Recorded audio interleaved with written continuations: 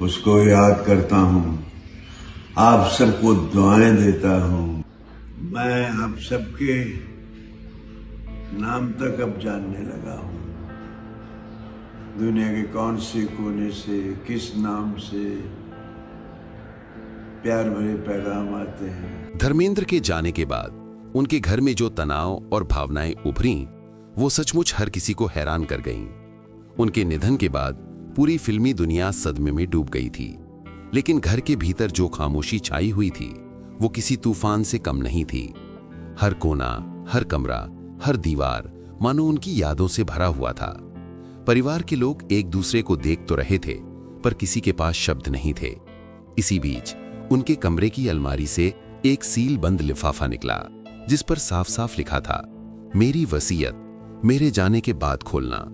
ये लिफाफा देखते ही सबकी सांसें थम गईं। हवा जैसे अचानक रुक गई। पूरे कमरे में एक गहरी बेचैनी दौड़ गई। ये सिर्फ एक कागज नहीं था, ये एक ऐसे इंसान के आखिरी विचार थे जिसने दो परिवारों के बीच सालों तक संतुलन बनाए रखा था। ये लिफाफा खोलते ही कमरे में मौजूद हर चेहरा जैसे जम सा गया। अंदर लिखे हर शब्द में धर्मेंद्र का प्यार था, उनका डर था, उनका पछतावा था और उनके परिवार को एकजुट रखने की आखिरी कोशिश भी थी। लिफाफा खुला तो सबसे पहला नाम उनकी पहली पत्नी प्रकाश कौर का था। धर्मेंद्र ने साफ लिखा था कि उनकी आधी संपत्ति प्रकाश कौर और उनके चारों बच्चों सनी, बॉबी, अजीता और विजेता को दी जाए। ये पढ़ते ही ऐसा लगा जैसे राहत की एक धीमी हवा कमरे के उस हिस्से में फैल गई जहां प्रकाश कौर के बेटे बेटियां खड़े थे। सालों से एक डर उनके दिल में दबा हुआ था, एक सवाल कि क्या पिता दूसरी शादी के बाद हमें भी बराबरी का हक देंगे। लेकिन धर्मेंद्र ने अपनी लिखावट से उस डर को मिटा दिया। उन्होंने स्वीकार किया कि यही उनका पहला परिवार है और उनका हक सबसे पहले है। इस लाइन ने उस घाव को भरा जिसके दर्द को प्रकाश कौर और उनके बच्चों ने सालों तक सहा था। उन्होंने कभी शिकायत नहीं की, बस चुपचाप जीवन जिया। लेकिन आज पहली बार उन्हें लगा कि उनके धैर्य की पहचान हुई है। लेकिन माहौल की हवा अचानक तब बदल गई जब अगली लाइन पढ़ी गई। धर्मेंद्र ने अपनी बाकी आधी संपत्ति हेमा मालिनी और उनकी दोनों बेटियों ईशा और आहना को देने की बात लिखी थी। ये सुनते ही कमरे में एक अजीब सी खामोशी फैल गई। सारी नजरें हेमा पर टिक गईं। उनकी आंखें भर आईं, होंठ कांपने लगे। हेमा ने कभी धन के लिए कुछ नहीं मांगा था। उन्होंने हमेशा कहा कि उन्हें बस धर्म जी का साथ और सम्मान काफी है। लेकिन आज धर्मेंद्र की इस वसीयत ने उन्हें ऐसा सम्मान दिया जिसे उन्होंने कभी मांगा भी नहीं था। ईशा और आहना तुरंत अपनी मां का हाथ पकड़कर खड़ी हो गईं। उन्होंने अपनी मां के उन अनकहे दर्दों को देखा था जिन्हें शायद ही कोई समझ पाया हो। उन्होंने देखा था कि उनकी मां ने कितनी मर्यादा में रहकर हर रिश्ते को निभाया, कभी किसी के सामने शिकायत नहीं की, कभी कोई हक नहीं मांगा। लेकिन आज उनकी पिता ने सबके सामने ये दिखा दिया कि वो अपने दूसरे परिवार को भी उतना ही प्यार करते हैं, उतने ही सम्मान के साथ देखते हैं। सनी देओल की तरफ सबकी नजरें गईं। उनका चेहरा बेहद गंभीर था। सनी हमेशा एक भावुक इंसान रहे हैं। उनमें अपने पिता को लेकर प्यार भी था, गुस्सा भी और दर्द भी। उन्होंने अपनी मां प्रकाश कौर का जीवन देखा था, उनके त्याग को करीब से महसूस किया था। पिता की दूसरी शादी उनके लिए हमेशा एक ऐसा जख्म रही जिसे उन्होंने कभी खुलकर दिखाया नहीं था। लेकिन जब उन्होंने वसीयत में पिता की लिखावट पढ़ी, दोनों घर एक रहें, मेरे जाने के बाद कोई झगड़ा ना हो, तो उनका चेहरा नर्म पड़ गया। वे गुस्सा थे, दुखी थे, लेकिन साथ ही पिता की इस आखिरी इच्छा ने उन्हें अंदर से झकझोर दिया था। उन्होंने सिर झुका लिया, मानो एक बेटे ने चुपचाप अपने पिता की बात स्वीकार कर ली हो। ये वो पल था जब रिश्तों की सच्चाई हर आंख में दिखाई दे रही थी, दर्द भी, प्यार भी और जिम्मेदारी भी।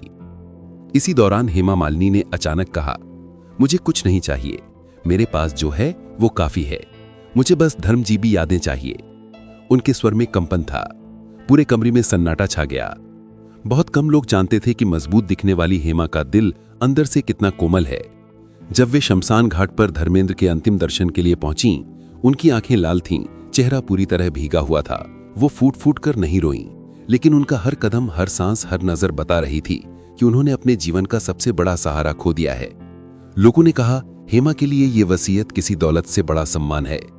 ये एक पति का अपनी पत्नी के लिए आखिरी प्रेम है। इसके बाद परिवार ने धर्मेंद्र की संपत्ति का पूरा विवरण देखा। उनकी कुल संपत्ति करीब 335 से 450 करोड़ रुपए के बीच में थी। लेकिन वास्तव में ये संपत्ति सिर्फ पैसों की नहीं थी। ये उनकी मेहनत का इतिहास थी, उनका संघर्ष था, उनका स्टारडम था, उनकी यादें थीं। जुहू का उनका आलीशान बंगला करोड़ों का था, लेकिन उसकी हर ईंट उनके सफर को बयान करती थी। ये वही घर था जहां रात रात भर फिल्मों की स्क्रिप्ट्स पर चर्चाएं होती थीं, जहां मेहमानों की भीड़ रहती थी, जहां सनी और बॉबी ने अपनी पहली सफलता का जश्न मनाया था। घर की दीवारें आज भी उनकी हंसी से गूंजती हैं। इस घर का भावनात्मक महत्व किसी भी धन से अधिक था। उनके फार्म हाउस की अपनी एक अलग दुनिया थी। वहां उन्होंने आम के पेड़ लगाए थे, खेतों में घूमते थे, मिट्टी को हाथों से छूते थे। वे कहते थे, मैं दिल से किसान हूं। खेती उनका असली प्यार था और फिल्मी दुनिया उनकी जिम्मेदारी। फार्म हाउस में उन्होंने कई यादें छोड़ी, दोस्तों के साथ शामें, परिवार के साथ पिकनिक और अकेले बिताए गए शांत पल। वहां की सरसराती हवा आज भी मानो उनका नाम पुकारती है। विजेता फिल्म्स, उनका प्रोडक्शन हाउस, उनकी विरासत का अहम हिस्सा था। बेताब, घायल बेताब, धर्मवीर, चाचा भतीजा, ये सभी फिल्में उनके परिवार की मेहनत का परिणाम थीं। ये प्रोडक्शन हाउस सिर्फ एक बिजनेस नहीं, बल्कि उनके सपनों का जहाज था जो वो अपने बच्चों के हाथों में देकर सुरक्षित महसूस करते थे। देश भर में फैली कई प्रॉपर्टीज, लग्जरी कार्स, निवेश, all of it had been carefully planned. लेकिन सबसे विशेष उल्लेख उनके जुहू बंगले को लेकर था। उन्हें डर था कि आगे चलकर इस बंगले को लेकर विवाद हो सकता है, तो उन्होंने लिखा था कि ये घर किसी एक का नहीं होगा, ये घर पूरी फैमिली का है, उन सबका जिन्होंने यहां उनके साथ जीवन के सुनहरे पल बिताए थे। ये घर रिश्तों की निशानी है, इसलिए इसे विवाद का कारण नहीं बनने देना। धर्मेंद्र की वसीयत का असली सार यही था, दो परिवार नहीं, एक विरासत। उन्होंने अपनी पूरी जिंदगी में प्यार दिया, सम्मान दिया और जिम्मेदारियां भी निभाईं।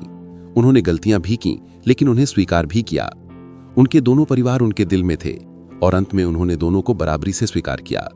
ये वसीयत सिर्फ दौलत का बंटवारा नहीं थी, ये एक पिता का अंतिम संदेश था कि रिश्ते टूटने नहीं चाहिए, सम्मान ही सबसे बड़ा धर्म है। आज भी जब उनके परिवार इस वसीयत को याद करते हैं तो उन्हें सिर्फ दौलत का बंटवारा नहीं दिखता, उन्हें एक ऐसे इंसान का दिल दिखाई देता है जिसने अपने जीवन के अंतिम दिनों में भी परिवार को टूटने नहीं दिया। धर्मेंद्र सिर्फ ही मैन नहीं थे, वे एक गहरे, संवेदनशील, दूरदर्शी इंसान थे जिन्होंने अपने आखिरी शब्दों से भी प्यार ही बांटा।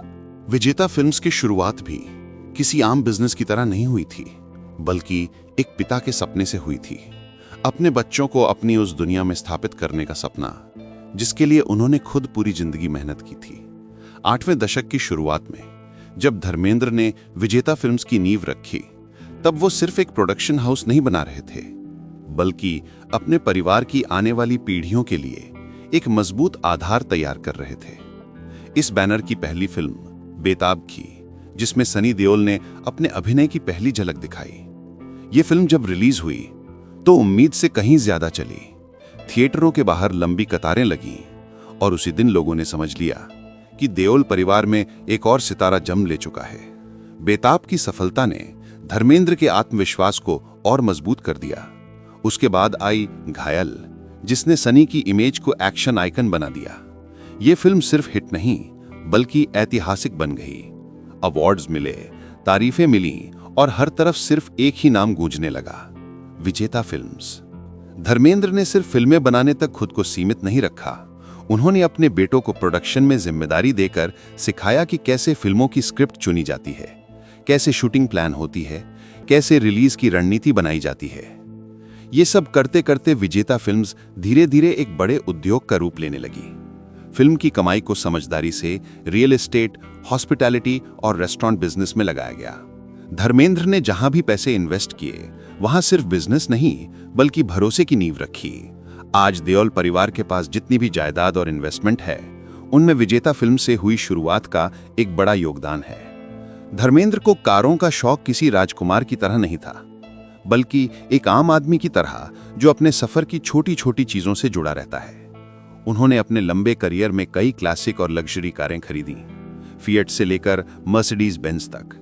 लेकिन गाड़ी उनके लिए सिर्फ एक शो पीस नहीं थी। कई बार वो कहा करते थे कि उन्हें ऐसी कारें पसंद हैं जो मजबूती से चलें, चाहे वो एक सिंपल टैक्सी जैसी कार ही क्यों ना हो। ये कारें उनके सफर की साथी थीं। स्टूडियो से जुहू के बंगले तक की शामें, लोनावाला के फार्म हाउस तक के सफर, रात की शूटिंग के बाद खाली सड़कों पर चलने वाली हवा, ये कारें सब महसूस करती थीं। आज भी देओल परिवार के पास उनकी कुछ पसंदीदा कारें एक याद की तरह संभाल कर रखी हुई हैं। लेकिन असली कहानी तो उनकी वसीयत में छुपी थी, जिसे उन्होंने अपने आखिरी दिनों में बहुत सोच समझकर लिखा था। इस वसीयत में लोनावाला के उस 100 एकड़ फार्म हाउस का जिक्र पढ़कर सबसे ज्यादा हलचल हुई। धर्मेंद्र ने साफ लिखा था कि ये पूरा फार्म हाउस प्रकाश कौर और उनके बच्चों का होगा। ये फैसला अचानक नहीं लिया गया था। ये उस इंसान का निर्णय था जिसने अपनी पहली पत्नी प्रकाश कौर के साथ बिताए वर्षों को कभी नहीं भूला था। ये वो घर था जहां सनी और बॉबी ने बचपन बिताया था, जहां धर्मेंद्र ने परिवार के साथ कई त्योहार मनाए थे, जहां उनकी जिंदगी की कई यादें बसती थीं। इसलिए इसे पहली पत्नी और पहले परिवार के नाम कर देना उनके दिल का फैसला था, न इंसाफ का न राजनीति का, सिर्फ एक गहरा संबंध।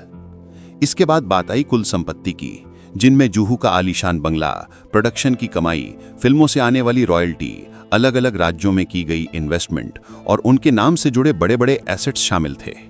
धर्मेंद्र ने लिखा कि उनकी कुल संपत्ति का आधा हिस्सा प्रकाश कौर और उनके चारों बच्चों के नाम रहेगा, सनी, बॉबी, अजिता और विजेता। बाकी आधा हिस्सा हेमा मालिनी और उनकी बेटियों ईशा और हाना को जाएगा। ये बात सुनते ही कमरे में सन्नाटा छा गया, क्योंकि ये सिर्फ जायदाद का बंटवारा नहीं था, बल्कि एक ऐसा फैसला था जो दोनों परिवारों की इज्जत को बराबरी से संभालता था। बाहर दुनिया चाहे कुछ भी कहे, लेकिन धर्मेंद्र के दिल में दोनों परिवारों के लिए बराबर प्यार था। सनी और बॉगी ने यह पढ़कर समझा कि उनके पिता ने यह फैसला 2 घर बनाने के लिए नहीं, बल्कि 2 घरों को जोड़कर रखने के लिए लिया था। कई बार सनी के मन में पुरानी बातें ताजा हो जाती वहीं, मां का दर्द, दूसरी शादी, समाज की बातें, लेकिन उस दिन उन्होंने सिर झुकाकर यह मान लिया कि पापा ने हमेशा जो भी किया वो परिवार को टूटने से बचाने के लिए किया था। उसी तरह हेमा मालिनी की आंखों में आंसू थे। उन्होंने कहा, मुझे सिर्फ धर्म जी की यादें चाहिए, मुझे दौलत से क्या लेना। ईशा और अहाना अपनी मां के गले लगकर रो पड़ी, क्योंकि वो जानती थीं कि उनकी मां ने इस परिवार के लिए कितनी चुप्पी और धैर्य में जीवन बिताया है। आज जब लोग धर्मेंद्र की जिंदगी की बात करते हैं तो उनकी फिल्मों, उनके डायलॉग्स या उनकी हीरोइक इमेज की बात तो जरूर करते हैं, लेकिन इसके साथ साथ उनकी समझदारी और परिवार के लिए किए गए फैसलों की भी चर्चा करते हैं। वो एक गांव के लड़के से सुपरस्टार बने, फिर सुपरस्टार से करोड़ों की संपत्ति के मालिक बने, लेकिन जब वो दुनिया छोड़कर गए तो जिस तरह से अपनी संपत्ति बांटकर गए, वो इस बात का प्रमाण है कि उनके लिए परिवार की इज्जत और एकता सबसे ऊपर थी। उनकी वसीयत सिर्फ कागज नहीं थी, ये उनकी पूरी जिंदगी का सार थी। धर्मेंद्र ने अपने परिवार के लिए जो प्यार, सम्मान और संतुलन छोड़ा है, वो आज भी दुनिया के लिए एक मिसाल है। उन्होंने ये साबित कर दिया कि असली ताकत पैसे में नहीं, बल्कि रिश्तों को संजोने की कला में होती है। उनके चाहने वालों के लिए उनकी वसीयत भी एक सीख बन गई कि इंसान लाखों कमाए, लेकिन आखिर में वही याद रखा जाता है जो उसने दिल से बांटा हो।